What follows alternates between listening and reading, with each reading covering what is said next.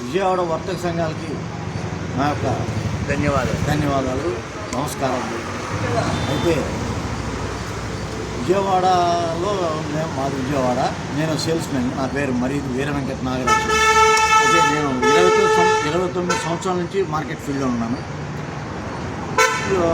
మా కిరాణా కొట్లు, ఫ్యాన్సీ కొట్లు, మెడికల్ షాప్స్, సూపర్ మార్కెట్స్ ఇవన్నీ మేము చేస్తుంటాం. నేను గుడ్విల్ ఏజెన్సీలో పనిచేస్తాను. మేము 30 సంవత్సరాల నుంచి కూడా గుడ్విల్ ఏజెన్సీస్ చాలా ఏజెన్సీలు ఉన్నాయి. కాల్గేట్, ఫ్రీడమ్ ఆయిల్ చేసాం, ఇప్పుడు గోల్డ్ రైట్ చేస్తున్నాం, గాడ్రేజ్ చేస్తున్నాం, ఇంకా చాలా కంపెనీలు ఉన్నాయి, సీఎండ్ఎఫ్లు ఉన్నాయి, ఇవన్నీ చేస్తున్నాం. ఏదేమైనా ఏ వ్యాపారస్తుడైనా ఫస్ట్ మనం వెళ్ళేది కిరాణా కొట్టు, ఫ్యాన్సీ కొట్టు కావచ్చు, సూపర్ మార్కెట్ కావచ్చు, వీళ్ళతోనే మనం వ్యాపారం చేసేది.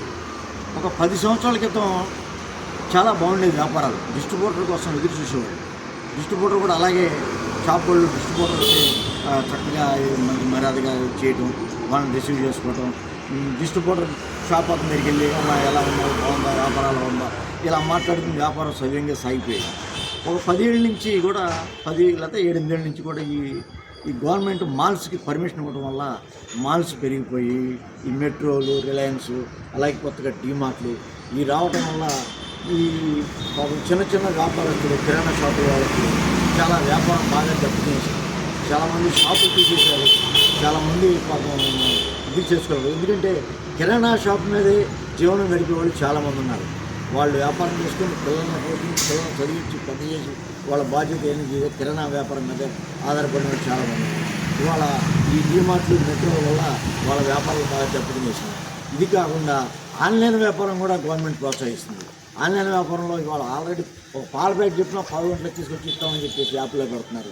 ఈ యాప్ల్ని గవర్నమెంట్ ఏదైనా ఒక నిర్ణయం తీసుకుని కిరాణా వర్తక సంఘాలకి అన్యాయం జరగకుండా వాళ్ళ వ్యాపారాలు సవ్యంగా జరిగేటట్టు, డిస్ట్రిబ్యూటర్ల వ్యాపారాలు సవ్యంగా జరిగేటట్టు ఈ ఆన్లైన్ వ్యాపారాలని తగ్గించి గవర్నమెంట్ ఒక నిర్ణయం తీసుకుని ఈ మాల్స్కి వాటికి ఎక్కువ పర్మిషన్ తగ్గించడం, ఈ చిన్న చిన్న వ్యాపారస్తులు బతికే విధంగా వాళ్ళకి ఒక చట్టాన్ని తీసుకురావాలని, ఈ మా ఆన్లైన్ వ్యాపారాన్ని తగ్గించాలని నేను గవర్నమెంట్ని కోరుకుంటున్నాను. ఎందుకంటే ఈ చిన్న వ్యాపారస్తులు బతకాలి, వాళ్ళ వ్యాపారాలు చేసుకోవాలి, వాళ్ళ పిల్లల్ని వాళ్ళు అంతా చేసుకోవాలి. ఎందుకంటే వ్యాపారం మీద బతికే వాళ్ళు ఇందాక కూడా చెప్పాను అదే మాట. వ్యాపారాలు బాగా ఇదైపోతున్నాయి, చాలా ఇబ్బంది పడుతున్నాయి. ఇప్పుడు మేము మార్కెట్ ఫీల్డ్లో ఉన్నాం, మేము సేల్స్ మేము డిస్ట్రిబ్యూటర్ దగ్గర పనిచేస్తాం. డిస్ట్రిబ్యూటర్ జీతానికి మేము న్యాయం చేయాలి. మేము మార్కెట్కి అమ్మాలి, మేము ఆ కొట్టు దగ్గరికి వెళ్ళాలి. అది కిరాణా కొట్ట, మెడికల్ షాపా, ఏదైనా వాళ్ళ దగ్గరికి వెళ్ళి అమ్మాలి. వాళ్ళ వ్యాపారం డౌన్ అయిపోతుంది, తద్వారా మాకు వ్యాపారం ఉంటుంది.